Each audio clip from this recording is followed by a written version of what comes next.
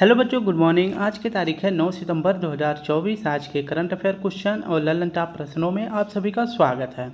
बच्चों, आज हम देखेंगे 9 सितंबर के 10 करंट अफेयर क्वेश्चन और हर प्रश्न के नीचे 3 से 4 ललन टॉप प्रश्न रहेंगे, जो कि 3 से 4 महीने पुराने करंट अफेयर क्वेश्चन रहेंगे, ताकि हमारा रिवीजन साथ साथ होता रहे। और इसी 10 करंट अफेयर के साथ साथ हम जीएस क्वेश्चन भी सॉल्व करेंगे। अगर वीडियो अच्छी लगे तो लाइक शेयर कमेंट जरूर करें। अगर वीडियो में कोई प्रॉब्लम हो तो भी हमको ज़रूर बताएं। तो सबसे पहले हम सॉल्व करेंगे अपने 9 सितंबर के 10 करंट अफेयर क्वेश्चन, जो कि दैनिक समसामयिक सभी प्रतियोगी परीक्षाओं के लिए महत्वपूर्ण प्रश्न है। तो चलिए शुरू करते हैं अपने 9 सितंबर के पहले करंट अफेयर क्वेश्चन को। पहला प्रश्न हमारा है, हाल ही में भारत खाड़ी सहयोग परिषद के विदेश मंत्रियों की बैठक कहाँ हुई है? तो भारत खाड़ी सहयोग परिषद के विदेश मंत्रियों की बैठक कहाँ पर हुई है? तो यह पहली बैठक हो रही है। कहाँ पर हो रही है?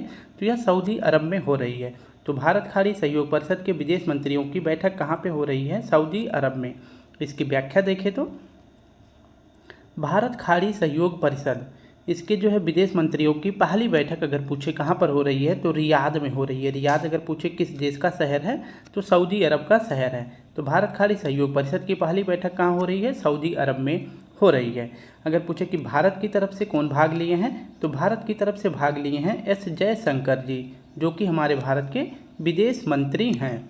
अगर पूछे कि भारत खाड़ी सहयोग परिषद की स्थापना कब होती है, तो इसकी स्थापना होती है 1981 में। और अगर बात करें कि इसका हेडक्वार्टर कहाँ है, तो इसका हेडक्वार्टर है रियाद, सऊदी अरब में इसका हेडक्वार्टर है और यहीं पर पहली इसकी बैठक भी हो रही है। अगर बात करें कि भारत खाड़ी सहयोग परिषद में कुल कितने सदस्य देश हैं, तो कुल 6 देश इसमें शामिल हैं। कौन कौन से देश शामिल हैं? एक तो है यूएई, बहरीन, सऊदी अरब, कतर, कुवैत और ओमान। ये 6 देश इसमें शामिल हैं। ठीक है। नेक्स्ट अगर बात कर लेते हैं, ये भी एक करंट अफेयर क्वेश्चन है, तो इसे भी याद रखेंगे। एशियन कोस्ट गार्ड की मीटिंग अभी कहाँ पे आयोजित की गई है? तो एशियन कोस्ट गार्ड की मीटिंग आयोजित की गई है दक्षिण कोरिया में।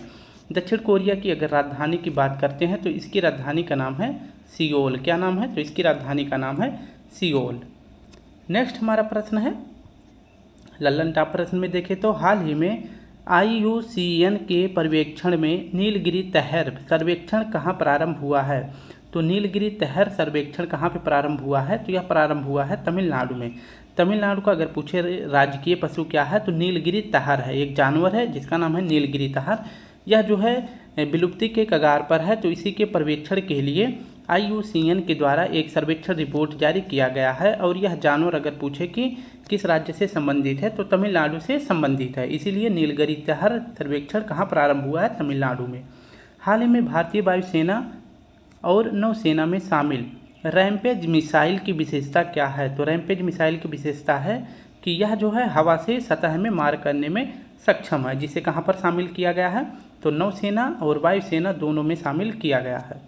नेक्स्ट हमारा प्रश्न है, हाल ही में भारत को किस देश की कांके संतुरई बंदरगाह के नवीनीकरण परियोजना के अधिकार मिले हैं? तो कांके संतुरई बंदरगाह किस देश में है? तो यह श्रीलंका में है। और इस पर अधिकार परिचालन किसे मिल गया है? तो भारत सरकार को मिल गया है। दूसरा हमारा करंट अफेयर क्वेश्चन है, हाल ही में भारत को पेरिस पैरालंपिक 2024 की पदक तालिका में कौन सा स्थान मिला है? तो भारत को पेरिस पैरालंपिक 2024 की पदक तालिका में कौन सा स्थान मिला है? तो भारत को स्थान मिला है 18वां। पहला स्थान किसे मिला है, दूसरा स्थान किसे मिला है और 18वां स्थान किसे मिला है, ये सभी देखने वाले हैं हम। तो व्याख्या में देखते हैं, पेरिस पैरालंपिक 2024 यह जो है भी कल संपन्न हो गया, यानी कि पेरिस पैरालंपिक खेल जो है यह संपन्न हो गया है। शाम को इसका एक वीडियो आएगा, नहीं तो कल दोपहर में आ जाएगा। तो इसमें आप सभी देखेंगे पेरिस पैरालंपिक से महत्वपूर्ण संबंधित प्रश्न रहेगा और इसके बाद जो पेरिस ओलंपिक रहेगा। ठीक है। तो ओलंपिक और पैरालंपिक दोनों के बारे में हम कल शाम को, मतलब कल दोपहर में या तो आज शाम को देखने वाले हैं। तो ओलंपिक जो होता है जिसमें जो मतलब जो शारीरिक रूप से जो व्यक्ति ठीक होते हैं उनके लिए पेरिस ओलंपिक खेल होता है, और जो दिव्यांग प्लेयर होते हैं उनके लिए पेरिस पैरालंपिक खेल का आयोजन होता है, जो अभी कल समाप्त हो गया है। अगर पूछे कि पेरिस पैरालंपिक में भारत की तरफ से ध्वजवाहक कौन है, तो 2 बार इसमें ध्वजवाहक नियुक्त किए जाते हैं, एक तो उद्घाटन समारोह के और दूसरे समापन समारोह के। तो समापन समारोह के ध्वजवाहक कौन बनाए गए थे? तो सुमित अंतल बनाए गए थे। और इसके साथ साथ जो है महिला में कौन बनाई गई थी? तो भाग्यश्री बनाई गई थी। और समापन में पूछे कि समापन समारोह के ध्वजवाहक कौन बने थे, तो हरविंदर सिंह बने थे और महिला में बनी थी प्रीति पाल जी। हरविंदर सिंह का अगर खेल पूछे कौन सा है, तो इनका खेल है तीरंदाजी में इन्होंने गोल्ड मेडल जीता है। और प्रीति पाल ने पहले ऐसी खिलाड़ी हैं जिन्होंने पैरालंपिक में एक ही खेल में 2 मेडल जीत लिया है। ठीक है, तो उद्घाटन के कौन बन गए हैं, सुमित अंतिल, भाग्यश्री, और समापन के हरविंदर सिंह, प्रीति पाल। ये दोनों नाम आप सभी को याद रखना है। अब बात करते हैं कि पॉइंट टेबल में पहला स्थान किसका है। तो पॉइंट टेबल में पहला स्थान है चीन का। चीन ने टोटल 220 पदक जीते हैं। और दूसरा स्थान अगर पूछे पॉइंट टेबल में किसका है, तो दूसरा स्थान है यूके यानी ब्रिटेन का दूसरा स्थान है। अपने भारत का कौन सा स्थान है, तो भारत का स्थान है 18वां, जो कि अब तक भारत जो है कह सकते हैं कि सबसे ज़्यादा पैरालंपिक में पहली बार भारत ने इतने पदक जीते हैं। तो पहली बार भारत ने इतना पदक जीता है। और भारत के जो है कुल कितने पदक हैं, तो भारत के कुल 29 पदक हैं, जिसमें 7 जो है गोल्ड मेडल है और 9 जो है सिल्वर मेडल है और 13 जो है यह ब्रोंज मेडल है। ठीक है, तो 7, 9, 13 टोटल जो है 29 पदक हो गए हैं। भारत की रैंक है 18वां। पहला स्थान है चीन का और दूसरा स्थान है यूके का। ठीक है, तो ये सभी डिटेल आप सभी याद रखेंगे। शाम को इसकी बेहतरीन क्लास आप सभी को अवेलेबल करा दी जाएगी। अगर बात करते हैं कि पेरिस पैरालंपिक में गोल्ड कितने व्यक्तियों ने जीता है, तो 7 लोगों ने गोल्ड मेडल जीता है। पहले जीती हैं अवनी लेखरा जी, नाम याद रख लेंगे, कल के मतलब आज शाम में देखेंगे कि इनका खेल कौन सा है। तो जैसे है कि अवनी लेखरा जी ने किस में जीता है, तो शूटिंग में जीती हैं। ठीक है, तो आप सभी को खेल नहीं याद रखना है, सिर्फ याद रखेंगे नाम। तो अवनी लेखरा जी ने गोल्ड जीता है, नीतीश कुमार जी ने जीता है, सुमित अंतिल जी ने, हरविंदर सिंह, धर्मवीर, प्रवीण कुमार और नवदीप कुमार, इन सभी 7 व्यक्तियों ने गोल्ड मेडल भारत को पेरिस पैरालंपिक में जिताया है। अब बात कर लेते हैं कि दक्षिण पूर्व देशों की जो राजधानी है उसके बारे में देखें हैं, जिसे आसियान कंट्री कहते हैं। तो दक्षिण पूर्व हमारा ये मान लीजिए ये हमारा भारत है। ठीक है, तो इसके भारत की जो है दक्षिण पूर्व में जो भी देश पड़ते हैं, इंडोनेशिया, मलेशिया, थाईलैंड, ये सभी देश जो है क्या कहलाते हैं, आसियान कंट्री कहलाते हैं, यानी कि दक्षिण पूर्व देश कहलाते हैं। तो इन्हीं दक्षिण पूर्व देशों की राजधानी के बारे में हम देखने वाले हैं। जैसे म्यांमार की राजधानी का क्या नाम है, तो म्यांमार की राजधानी का नाम है नापीता और यहाँ की मुद्रा का नाम है क्याद। लाओस की राजधानी क्या है, वियंतने इसकी राजधानी है। वियतनाम की राजधानी हनोई है और यहाँ की मुद्रा है डोंग। थाईलैंड की राजधानी है बैंकॉक और यहाँ की मुद्रा है बहत। कंबोडिया की राजधानी का नाम है नोम पे है। मलेशिया की राजधानी का नाम है कुआलालंपुर और यहाँ की मुद्रा का नाम है रिंगिट। ब्रुनोई यहाँ की मुद्रा का नाम है बंदर शेरी बागवान। इंडोनेशिया की राजधानी का नाम है जकार्ता। फिलीपींस की राजधानी का नाम है मनीला। इसके बाद नेक्स्ट हमारा है तिमोर लिस्ते। तिमोर लिस्ते की राजधानी है दिल्ली। सिंगापुर की राजधानी का नाम है सिंगापुर सिटी। नेक्स्ट प्रश्न है 46वें अंटार्कटिका संधि सलाहकार बैठक की मेजबानी कौन देश ने किया है। तो 46वें अंटार्कटिका संधि सलाहकार की बैठक जो है 46वें क्रम की बैठक कहाँ पे हुई है, तो यह किया गया है अपने भारत में। नेक्स्ट हमारा प्रश्न है हाल ही में आधिकारिक तौर पर भारत के 50वें ग्रैंड मास्टर का खिताब किसे मिला है। तो 50वें ग्रैंड मास्टर का खिताब मिला है श्याम निखिल को। और पूछे कि ग्रैंड से जो मास्टर शब्द है यह किस खेल से संबंधित है, तो यह चेस से संबंधित है। किससे, चेस से संबंधित है। और श्याम निखिल जी अगर पूछे किस राज्य के हैं, तो ये तमिलनाडु के हैं। हमारा तीसरा प्रश्न है हाल ही में ओलंपिक काउंसिल ऑफ एशिया के अध्यक्ष चुने जाने वाले पहले भारतीय कौन हैं। तो ओलंपिक काउंसिल ऑफ एशिया के अध्यक्ष चुने जाने वाले पहले भारतीय कौन बन गए हैं, तो इसका सही विकल्प हो जाएगा ऑप्शन बी राजा रणधीर सिंह। इसकी व्याख्या देख लेते हैं। ओलंपिक काउंसिल ऑफ इंडिया अगर पूछे कि इसकी स्थापना कब होती है, तो 1982 में होता है। और इसका मुख्यालय पूछे कहाँ पे है, तो इसका मुख्यालय है कुवैत सिटी में। और इसके अध्यक्ष अगर पूछे कौन वर्तमान में बनाए गए हैं, तो वर्तमान में अध्यक्ष बनाए गए हैं राजा रणधीर सिंह इसके अध्यक्ष बनाए गए हैं। और ये जो है 5 ओलंपिक खेल चुके हैं। बहरहाल इन्होंने पदक तो नहीं जीता है, लेकिन इन्होंने 5 बार ओलंपिक में इन्होंने भाग ले लिया है, खेले भी हैं। ठीक है, और ये जो है एशिया ओलंपिक काउंसिल एशिया के जो है पहले भारतीय अध्यक्ष बने हैं। ठीक है, तो ये नाम इम्पॉर्टेंट हो जाता है, याद रखेंगे। ओलंपिक काउंसिल ऑफ एशिया की जो है बैठक जो है 44वें क्रम की बैठक कहाँ पे आयोजित की गई थी, तो इसकी जनरल मीटिंग हो रही थी हमारे भारत मंडपम में इसका आयोजन किया गया था। और यहीं पर जो है ओलंपिक काउंसिल ऑफ एशिया के जो है अध्यक्ष कौन बना दिए गए हैं, राजा रणधीर सिंह बना दिए गए हैं और ये पहले भारतीय बन गए हैं। नेक्स्ट बात करते हैं कि भारतीय ओलंपिक संघ की अध्यक्ष कौन बनी हैं, तो पीटी उषा जी बनी हैं। जबकि अंतर्राष्ट्रीय ओलंपिक संघ के अध्यक्ष कौन हैं, तो थॉमस बॉक हैं। इंटरनेशनल क्रिकेट काउंसिल के अध्यक्ष कौन बनाए गए हैं, तो ये बनाए जाएंगे जय शाह जी। अंतर्राष्ट्रीय हॉकी संघ के अध्यक्ष कौन हैं, तो तैयब विक्राम जी हैं। और वहीं पूछे कि राष्ट्रीय हॉकी संघ के अध्यक्ष कौन बनाए गए हैं, तो दिलीप टर्की जी बनाए गए हैं। नेक्स्ट हमारा प्रश्न है कि वर्ल्ड प्रेस फ्रीडम इंडेक्स 2024 में भारत को कौन सा स्थान मिला है, तो बात करते हैं कि फ्रीडम इंडेक्स में भारत को 159वां स्थान मिला है। नेक्स्ट हमारा प्रश्न है, हाल ही में यूनिसेफ इंडिया ने किसे अपना ब्रांड एम्बेसडर नियुक्त किया है, तो यूनिसेफ इंडिया ने अपना ब्रांड एम्बेसडर किसे बनाया है, तो करीना कपूर को बनाया है। हाल ही में जीएसटी अपीलीय न्यायाधिकरण के प्रमुख पद पर किसे नियुक्त किया गया है, तो जीएसटी अपीलीय न्यायाधिकरण के प्रमुख पद पर बनाया गया है संजय कुमार मिश्रा जी को। नेक्स्ट हमारा प्रश्न है चौथा, हाल ही में क्रिस्टियानो रोनाल्डो ने अपने कैरियर का 900वां गोल किसके विरुद्ध किया है, तो क्रिस्टियानो रोनाल्डो ने अपने कैरियर का 900 गोल कर दिया है। 900वां गोल जो है पूछे किस देश के विरुद्ध किया है, तो इन्होंने क्रोएशिया के विरुद्ध किया है। ठीक है, किसके खिलाफ, तो क्रोएशिया के विरुद्ध इन्होंने अपना 900वां गोल कर दिया है। इसकी व्याख्या देखें तो क्रिस्टियानो रोनाल्डो ये कहाँ के हैं, तो ये हैं पुर्तगाल के बंदे। भाई साहब, इस बंदे का इतना भौकाल बन गया है कि मतलब यूट्यूब पे आते ही पता है एक दिन में इसके 20 मिलियन हो गए हैं। ठीक है, तो याद भी रखेंगे, बहुत ही भयंकर तेज़ी के साथ ये बढ़ रहा है यूट्यूब पे। ठीक है, तो देख लेते हैं कि क्रिस्टियानो रोनाल्डो कहाँ के हैं, पुर्तगाल के हैं। इन्होंने 900 गोल कर दिया है। ठीक है, 900वां गोल करने वाले ये विश्व के एकमात्र खिलाड़ी बन गए हैं। और अगर बात करते हैं कि इन्होंने अपना 900वां गोल जो है किस देश के विरुद्ध किया है, तो क्रोएशिया के विरुद्ध किया है। वहीं बात करते हैं पुर्तगाल की राजधानी का क्या नाम है, पुर्तगाल की राजधानी का नाम है लिस्बन। और क्रोएशिया की राजधानी का क्या नाम है, जाग्रेब इसकी राजधानी है। और वहीं पूछे कि विश्व के एकमात्र खिलाड़ी जिन्होंने 900 गोल किए हैं क्रिस्टियानो रोनाल्डो हैं। और दूसरे नंबर पर अगर पूछे गोल के मामले में कौन है, तो ये हैं लियोनेल मेसी दूसरे नंबर पर हैं। और ये कहाँ के हैं, तो ये हैं अर्जेंटीना के। अर्जेंटीना की राजधानी का क्या नाम है, तो ब्यूनस आयर्स जो है अर्जेंटीना की राजधानी है। अर्जेंटीना की मुद्रा का क्या नाम है, तो अर्जेंटीना की मुद्रा का नाम है पीसो। नेक्स्ट हमारा प्रश्न है, हाल ही में ब्रिटेन के प्रधानमंत्री पद पर किसका निर्वाचन हुआ है, तो ब्रिटेन के नए प्रधानमंत्री कौन बने हैं, कीयर स्टारमर बने हैं। हाल ही में वित्तीय कार्रवाई कार्यबल ने भारत को किस श्रेणी में शामिल किया है, तो यह शामिल किया है अनुवर्ती श्रेणी में। अगर पूछे कि वित्तीय कार्रवाई कार्यबल इसको कहते हैं फाफ्ट, FATF, यानी फिनेंशियल एक्शन टास्क फोर्स। इसकी स्थापना पूछे कब की जाती है, तो इसकी स्थापना होती है 1961 में। और इसी से संस्था के द्वारा अगर पूछे भारत को किस श्रेणी में शामिल किया गया है, तो भारत को अनुवर्ती श्रेणी में शामिल किया गया है।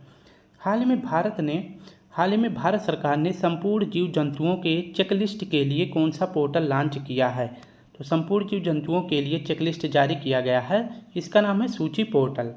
हाल ही में मुख्यमंत्री माझी लड़की बहन योजना किसने प्रारंभ किया है, तो यह योजना लॉन्च किया गया है महाराष्ट्र सरकार के द्वारा। और लड़का भाऊ योजना किसने शुरू किया है, तो यह भी योजना शुरू किया गया है महाराष्ट्र सरकार के द्वारा। तो दोनों योजनाओं को याद रखेंगे। नेक्स्ट हमारा प्रश्न है पाँचवां, हाल ही में अंतर्राष्ट्रीय साक्षरता दिवस 2024 कब मनाया गया है, तो अंतर्राष्ट्रीय साक्षरता दिवस 2024 कब मनाया गया है, तो यह मनाया गया है 8 सितंबर को। ऑप्शन डी हमारा सही हो जाएगा। इसकी व्याख्या देखें तो अंतर्राष्ट्रीय साक्षरता दिवस कब मनाया जाता है, तो 8 दिसंबर को मनाया जाता है, 8 सितंबर को मनाया जाता है। पहली बार जो है अंतर्राष्ट्रीय साक्षरता दिवस मनाने की घोषणा कब की जाती है, तो पहली बार मनाया गया था 1967 में। और मनाने की घोषणा अगर पूछे किस संस्था के द्वारा की जाती है, तो यूनेस्को के द्वारा करी जाती है 1966 में करी जाती है। कब, तो 1966 में करी जाती है इसकी घोषणा। और पहली बार मनाया कब जाता है, 1967 में। और हर बार मनाया जाता है 8 सितंबर को। तो इम्पॉर्टेंट है, याद रखेंगे। अगर बात करें कि अंतर्राष्ट्रीय साक्षरता दिवस 2024 की थीम क्या रखी गई है, तो थीम का नाम है बहुभाषी शिक्षा को बढ़ावा देना, इसकी थीम रखी गई है। नेक्स्ट हमारा प्रश्न है 5 सितंबर को क्या मनाया जाता है, तो 5 सितंबर को मनाया जाता है राष्ट्रीय शिक्षक दिवस। और वहीं पूछे कि अंतर्राष्ट्रीय शिक्षक दिवस कब मनाया जाता है, तो यह मनाया जाता है 5 अक्टूबर को। 7 सितंबर 1923 को इंटरपोल की स्थापना होती है। अगर बात करें कि अंतर्राष्ट्रीय पुलिस सहयोग दिवस कब मनाया जाता है, तो अंतर्राष्ट्रीय पुलिस सहयोग दिवस मनाया जाता है 7 सितंबर को। और वहीं पूछे कि इंटरपोल का मुख्यालय पूछे कहाँ पे है, तो इंटरपोल का मुख्यालय है लियोन्स, फ्रांस में इंटरपोल का मुख्यालय है। इंटरपोल की जो 90वीं बैठक हुई थी, मतलब 90वीं क्रम की बैठक हुई थी, वो कहाँ पर हुआ था, तो हमारे भारत दिल्ली में इसकी बैठक हुई थी। और वहीं जो 91 वाली बैठक हुई थी इंटरपोल की, ये कहाँ हुई थी, तो यह वियना में हुई थी। कहाँ पर, तो वियना में हुई थी, ये भी आपको याद रखना है। नेक्स्ट हमारा प्रश्न है, अभी जो है कच्छ की खाड़ी में चक्रवात आया था जिसका नाम था असना। तो ये जो चक्रवात आया था बंगाल के यहाँ पे कच्छ की खाड़ी यानी कि गुजरात क्षेत्र में आया था, जिसका नाम रखा गया था असना। तो ये असना का नामकरण अगर पूछे किस देश ने किया था, तो इसका नामकरण किया गया था पाकिस्तान के द्वारा। रेमल जो चक्रवात है इसका नामकरण किसने किया था, तो इसका नामकरण किया गया था ओमान के द्वारा। और रेमल का अर्थ पूछे क्या है, तो रेमल का अर्थ है रेत। नेक्स्ट हमारा प्रश्न है, हाल ही में भारतीय सेना ने संयुक्त सैन्य अभ्यास मैत्री किसके साथ किया है। मैत्री अभ्यास किसके साथ किया गया है, तो भारत और थाईलैंड के बीच में किया गया है। और यह कैसा अभ्यास है, तो यह सेना का अभ्यास है। नेक्स्ट हमारा प्रश्न है, 24वां एससीओ शिखर सम्मेलन 2024 कहाँ प्रारंभ हुआ है। तो 24वें क्रम का एससीओ शिखर सम्मेलन कहाँ प्रारंभ हुआ है, तो यह प्रारंभ हुआ है अस्ताना कजाकिस्तान में। कहाँ पर, अस्ताना कजाकिस्तान में। अब की बार 2024 में एससीओ का शिखर सम्मेलन कहाँ पे हुआ है, 24वें क्रम का, तो अस्ताना में। हाल ही में बेहदीन खलम उत्सव कहाँ मनाया गया है, तो बेहदीन खलम उत्सव मनाया जाता है मेघालय में। नेक्स्ट हमारा प्रश्न है छठा, हाल ही में अग्नि 4 बैलिस्टिक मिसाइल का सफल परीक्षण कहाँ किया गया है। तो अग्नि 4 बैलिस्टिक मिसाइल का सफल परीक्षण कहाँ किया गया है, तो यह डीआरडीओ के द्वारा किया गया है। किसके द्वारा, तो डीआरडीओ के द्वारा सफल परीक्षण किया जाता है। और डीआरडीओ जितने भी अपने सफल परीक्षण, मतलब डीआरडीओ अपना जितना भी परीक्षण करता है वो कहाँ से करता है, तो उड़ीसा से करता है। तो ऑप्शन सी हमारा सही हो जाएगा। डीआरडीओ की स्थापना अगर पूछे कब की गई है, तो 1 जनवरी 1958 को जो है डीआरडीओ की स्थापना हुई है। और डीआरडीओ अपने जितने भी परीक्षण करता है कहाँ से करता है, उड़ीसा से करता है। अब यहाँ पे पूरी व्याख्या देखेंगे, फिर इसके बाद हम जो है अग्नि मिसाइल के बारे में भी पढ़ेंगे। तो IGMDP इसका फुल फॉर्म होता है integrated guided missile development programme, इसका फुल फॉर्म होता है।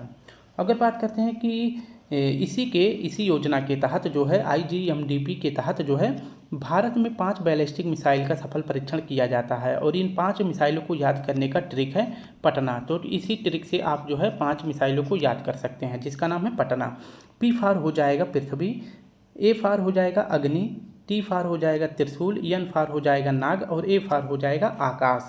और अगर पूछे कि IGMDP की स्थापना अगर पूछे करने वाले कौन हैं, तो इसके जनक माने जाते हैं डॉक्टर APJ अब्दुल कलाम माने जाते हैं।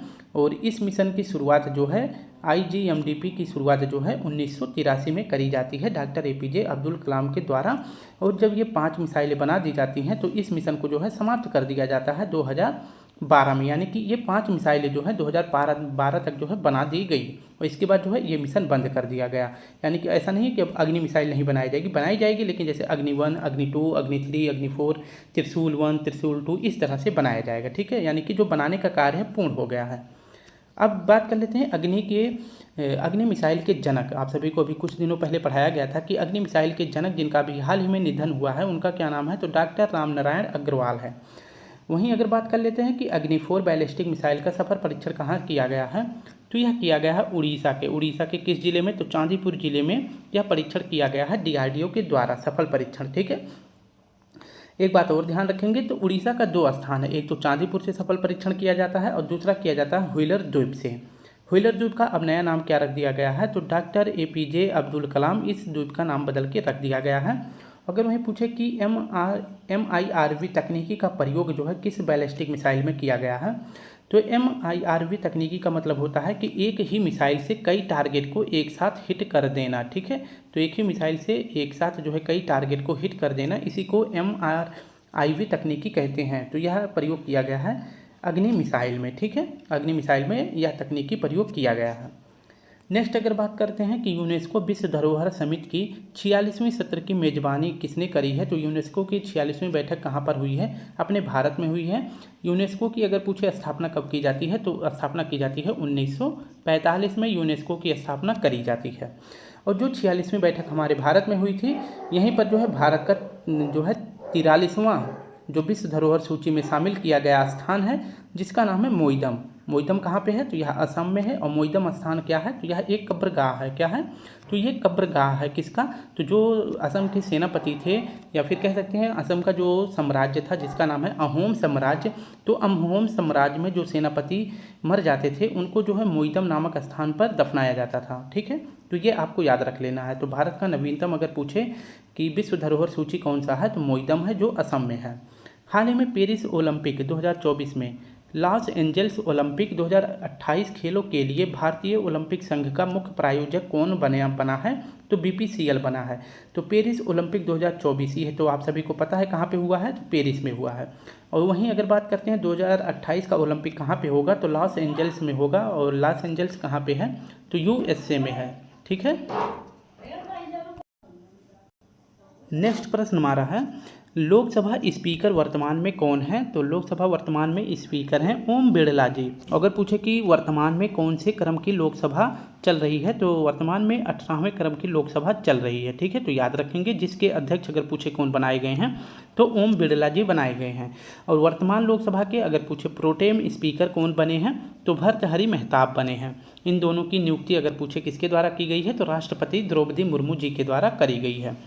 हाल ही में 10 लाख से अधिक जनसंख्या वाली श्रेणी में किसे स्वच्छ वायु सर्वेक्षण का पुरस्कार 2024 मिला है। वेरी इंपॉर्टेंट क्वेश्चन, आप सभी इसको पूरी व्याख्या के साथ और अच्छी तरह से देखेंगे क्योंकि आने वाले एग्जाम में इससे प्रश्न जरूर बनेगा। ठीक है, तो चलिए पूरी व्याख्या के साथ देख लेते हैं 2024 वाला रिपोर्ट जो जारी किया गया है। अगर बात करते हैं कि स्वच्छ वायु दिवस कब मनाया जाता है, तो स्वच्छ वायु दिवस मनाया जाता है 7 सितंबर को। और यही 7 सितंबर को यह अवार्ड भी जारी किया जाता है कि किस प्रदेश को कौन सा स्थान मिला है स्वच्छता में। ठीक है, तो यह अवार्ड अगर पूछे किसके द्वारा दिया जाता है, तो डॉक्टर भूपेंद्र यादव जी के द्वारा दिया जाता है, जो कि वर्तमान में पर्यावरण मंत्री हैं। अगर पूछे कि जो यह स्वच्छता वायु का अगर आयोजन अगर पूछे कहाँ पे किया गया था, तो 2024 में इसका आयोजन किया गया था राजस्थान में। ठीक है, कहाँ किया गया था, तो राजस्थान में इसका होस्ट किया गया था। और यहीं पर अगर बात करें कि स्वच्छता वायु में के अंतर्गत 3 कैटेगरी जो है विभाजित किया गया है। 3 कैटेगरियों में जो है पुरस्कार या अवार्ड दिया जाता है।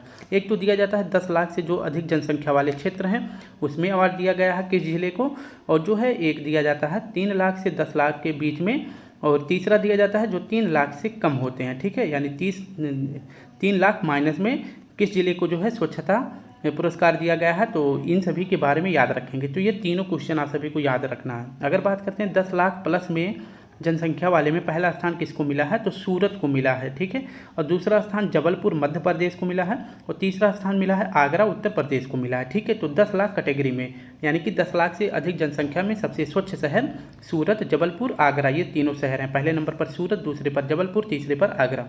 और वहीं बात करते हैं 3 लाख से 10 लाख के बीच में जो है अगर जनसंख्या है, तो उसमें जो है किस शहर को स्वच्छता का पुरस्कार दिया गया है, तो पहले नंबर पर फिरोजाबाद उत्तर प्रदेश का है, दूसरे नंबर पर अमरावती और तीसरे नंबर पर झांसी। ठीक है, तो ये तीनों याद रखेंगे। ठीक है, तो 3 लाख से 10 लाख के बीच में पूछे तो पहला स्थान फिरोजाबाद को, दूसरा स्थान अमरावती को, तीसरा स्थान झांसी को। और वहीं 3 लाख से कम जनसंख्या वाले शहरों में किसको पहला स्थान मिला है, तो रायबरेली को पहला स्थान मिला है। वहीं पूछे कि अगर रायबरेली से सांसद कौन है, तो रायबरेली से आप सभी से पूछ रहे हैं कि सांसद कौन है, तो इसका सही जवाब बताएंगे कौन है, तो राहुल गांधी जी हैं। कौन है, RG मतलब हो जाएगा राहुल गांधी जी। ठीक है, तो ये आपको याद रख लेना है। इंपॉर्टेंट क्वेश्चन है, ये याद रखेंगे। यह जो है अगर पूछे अवार्ड किसके द्वारा दिया गया है, तो डॉक्टर भूपेंद्र यादव जी के द्वारा, जो कि वर्तमान में पर्यावरण मिनिस्टर हैं। नेक्स्ट हमारा प्रश्न है हाल ही में पेरिस ओलंपिक 2024 के लिए क्वालिफाई करने वाले पहले भारतीय पुरुष पहलवान कौन हैं, तो पेरिस ओलंपिक में क्वालिफाई करने वाले पहले भारतीय पहलवान कौन बन गए हैं, अमन सहरावत जी बन गए हैं। हाल ही में राष्ट्रीय लेखाओं के आधार वर्ष में संशोधन हेतु किसकी अध्यक्षता में समिति का गठन किया गया है, तो विश्वनाथ गोल्डर समिति का गठन किया गया है राष्ट्रीय लेखाओं के आधार वर्ष में संशोधन करने के लिए। नेक्स्ट हमारा प्रश्न है हाल ही में लोकपथ मोबाइल ऐप किसने लॉन्च किया है? तो लोकपथ मोबाइल ऐप लॉन्च किसके लिए किया गया है? जो रोड पर गड्ढे वड्ढे हैं उसको अच्छी तरह से मरम्मत करने के लिए लोकपथ मोबाइल ऐप लॉन्च किया गया है मध्य प्रदेश सरकार के द्वारा। हाल ही में लोकपाल अध्यक्ष किसे नियुक्त किया गया है? तो लोकपाल अध्यक्ष नियुक्त किया गया है अजय मनिक राव जी को। हाल ही में प्रोजेक्ट परी किसने प्रारंभ किया है? तो भारत ने प्रारंभ किया है प्रोजेक्ट परी। आप सभी को पता है कि जो यूनेस्को की 46वीं बैठक हमारे यहाँ पे हो रही है, तो जो भी अधिकारी या फिर जो विभिन्न देशों के जो महत्वपूर्ण अध्यक्ष आए थे, तो वही जब गाड़ी से मान लीजिए रोड से जा रहे हैं तो इसी रोड के चारों तरफ जो दीवारें हैं उस पर जो है हमारे भारत की संस्कृति को दर्शाया गया था और इसी को दर्शाने के लिए प्रोजेक्ट परी भारत ने शुरू किया था। नेक्स्ट हमारा प्रश्न है 8वां। हाल ही में टाइम के AI24 सबसे प्रभावशाली लोगों की सूची में किस कैबिनेट मंत्री को शामिल किया गया है? तो टाइम का अपना एक रिपोर्ट जारी किया गया है। इस रिपोर्ट में बताया गया है कि 2024 के AI में सबसे प्रभावशाली लोगों की सूची में भारत की तरफ से किसको शामिल किया गया है? तो अश्विनी वैष्णव जी को शामिल किया गया है। इसकी पूरी व्याख्या देखेंगे। टाइम के AI रिपोर्ट 2024 के सबसे प्रभावशाली लोगों की सूची इसमें जारी करी गई है। भारत की तरफ से अगर पूछे किसको शामिल किया गया है, तो कैबिनेट मंत्री अश्विनी वैष्णव जी को शामिल किया गया है। ठीक है, तो टाइम के रिपोर्ट में किसको शामिल किया गया है? भारत की तरफ से अश्विनी वैष्णव जी को शामिल किया गया है। अश्विनी वैष्णव जी के पास अगर पूछे 2 मंत्रालय हैं, एक तो है रेल मंत्रालय और बात करते हैं दूसरा मंत्रालय इनके पास है इलेक्ट्रॉनिक और सूचना तकनीकी मंत्रालय। तो इनके पास 2 मंत्रालय हैं। ठीक है, इनको जो है शामिल करने के लिए किस मंत्रालय के अंतर्गत अपील किया गया था? तो इनको शामिल किया गया है इलेक्ट्रॉनिक और सूचना तकनीकी मंत्रालय के अंतर्गत इनको शामिल किया गया है। रेलवे के अंतर्गत इनको बिल्कुल भी शामिल नहीं किया गया है और अच्छा हुआ इनको इस श्रेणी में शामिल नहीं किया गया है, क्योंकि आने वाले समय में आप सभी देख रहे हैं कि हमारे देश में कितनी रेल दुर्घटनाएं हो रही हैं। ठीक है, इनको शामिल किया गया है इलेक्ट्रॉनिक और सूचना तकनीकी मंत्रालय के अंतर्गत। और अगर बात करते हैं कि भारत में AI डेवलपमेंट का कार्य कौन देखता है, तो AI मतलब होता है आर्टिफिशियल इंटेलिजेंस, यानी कि जब मशीन जो है मानव की बुद्धि की तरह काम करने लगे तो उसी को कृत्रिम बुद्धिमत्ता यानी आर्टिफिशियल इंटेलिजेंट कहते हैं। और इसी के तहत जो है भारत में इलेक्ट्रॉनिक और सूचना तकनीकी के मंत्रालय के अंतर्गत भारत में AI डेवलपमेंट हो रहा है, जिसके मंत्री वर्तमान में अश्विनी वैष्णव जी हैं और इन्हें जो है सबसे प्रभावशाली लोगों की सूची में शामिल किया गया है टाइम के AI24 सूची में।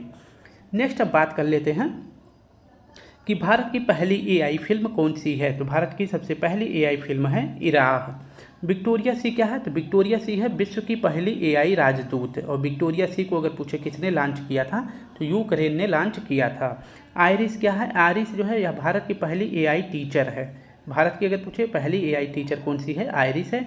और आयरिस अगर पूछे कहाँ पढ़ा रही है, तो बच्चों को बहुत अच्छी तरीके से पढ़ा रही है केरल राज्य में। AI सेफ्टी यानी कि आर्टिफिशियल इंटेलिजेंस से फ्यूचर में कोई भी नुकसान किसी भी देश या किसी भी व्यक्ति को ना हो, इसके लिए जो है 2 समिट अब तक आयोजित की गई है।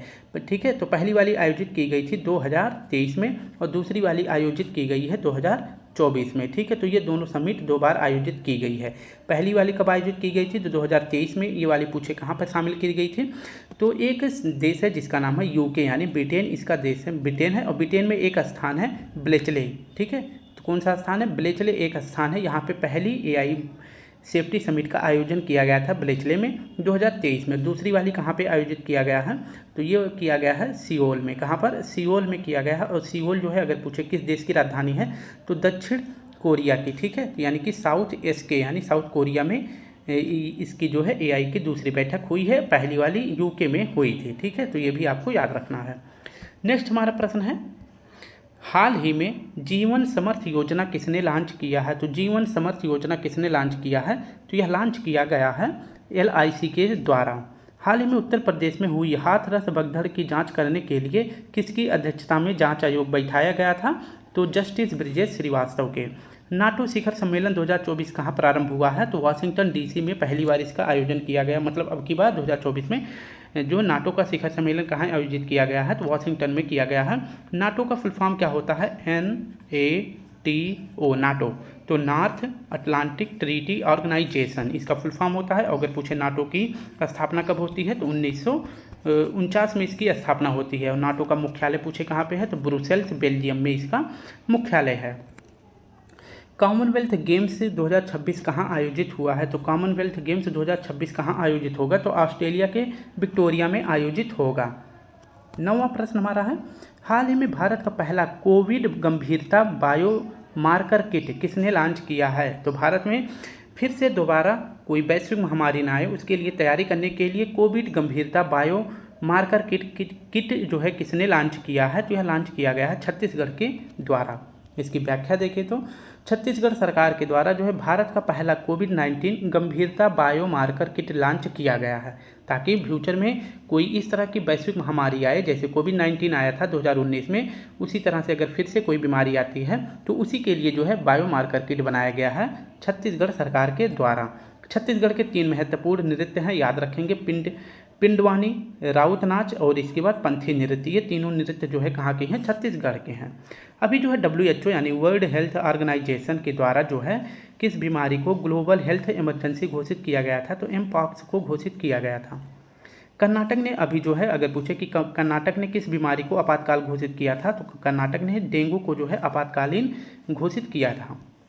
नेक्स्ट हमारा प्रश्न है, पर्यावरण प्रदर्शन सूचकांक 2024 की दुनिया के 10 सबसे स्वच्छ देशों की सूची में शीर्ष स्थान किसे मिला है? तो पर्यावरण प्रदर्शन सूचकांक में अगर पूछे, पहला स्थान 2024 में एस्टोनिया को मिला है और भारत को जो है पर्यावरण प्रदर्शन सूचकांक में 176वां स्थान अपने भारत को मिला है।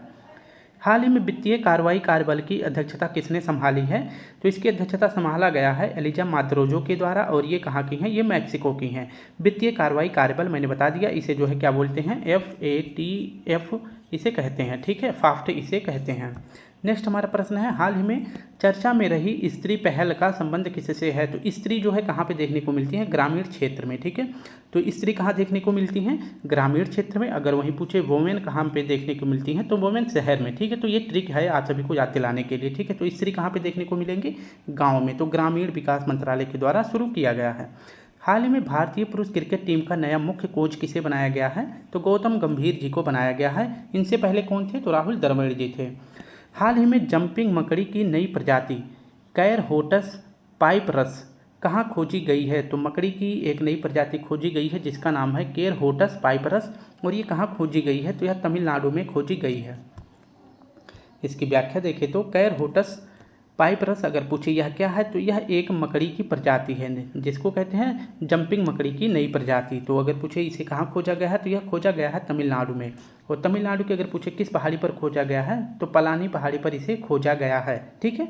तो कैरहोटस पाइपरस या जंपिंग मकड़ी की नई प्रजाति है, इसे तमिलनाडु में खोजा गया है पलानी पहाड़ी पर। तमिलनाडु में 3 महत्वपूर्ण फेस्टिवल आयोजित किए जाते हैं, थाईपुसम, पोंगल, जल्लीकट्टू। ये तीनों कहाँ के फेस्टिवल हैं? तो तमिलनाडु के फेस्टिवल हैं। नेक्स्ट हमारा प्रश्न है, CISF यानी सेंट्रल इंडस्ट्रियल सिक्योरिटी फोर्स के महानिदेशक कौन बनाए गए हैं? तो रजविंदर सिंह भट्टी बनाए गए हैं। दलजीत सिंह चौधरी ये अध्यक्ष बनाए गए हैं BSF के। BSF यानी कि बॉर्डर सिक्योरिटी फोर्स, ये कहाँ पर कार्यरत है?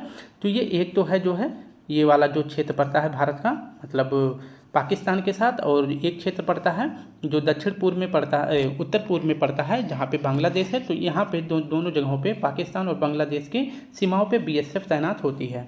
रेलवे बोर्ड के नए चेयरमैन कौन बनाए गए हैं? सतीश कुमार बनाए गए हैं चेयरमैन, ठीक है। और वहीं पूछे कि मंत्री कौन हैं, तो अश्वनी वैष्णव जी हैं। हाल ही में भारत सरकार ने किसके साथ भारत मध्य पूर्व यूरोप आर्थिक गलियारे पर पहले दौरे की वार्ता की है? तो यह किया गया है UAE के साथ। हाल ही में आपराधिक न्याय प्रशासन पर सम्मेलन का आयोजन कहाँ किया गया है? तो असम के गुवाहाटी में आपराधिक न्याय प्रशासन पर सम्मेलन आयोजित किया गया है। नेक्स्ट हमारा प्रश्न है, हाल ही में अंतर्राष्ट्रीय संग्रहालय दिवस 2024 कब मनाया गया है? तो यह मनाया गया है 18 मई को, अंतर्राष्ट्रीय संग्रहालय दिवस 2024। तो स्टूडेंट आप सभी को अगर वीडियो अच्छी लगे तो लाइक शेयर कमेंट जरूर करें। पूरी व्याख्या के साथ मैं कोई बकवास नहीं करता हूं, डायरेक्ट आप सभी को कंटेंट पढ़ाता हूं और कुछ इसमें जो है अपनी तरफ से भी कंटेंट जोड़ देता हूं। तो वीडियो जो है हो सकता है थोड़ी बड़ी बन जाए, लेकिन 30 मिनट में आप सभी कम से कम अगर देखेंगे तो आप सभी को जितना मैं बोलता हूँ सारे प्रश्न ही बोलता हूँ, बिना फालतू के इधर उधर आप सभी का टाइम वेस्ट नहीं करता हूँ। अगर आप सभी को वीडियो अच्छा लगे तो लाइक शेयर कमेंट जरूर करें। अगर आप सभी को इसका PDF चाहिए तो आप सभी मेरे टेलीग्राम को भी ज्वाइन कर लें, ठीक है। तो आप सभी से इतनी सी रिक्वेस्ट है कि प्लीज़ आप सभी वीडियो को थोड़ा शेयर करा करें।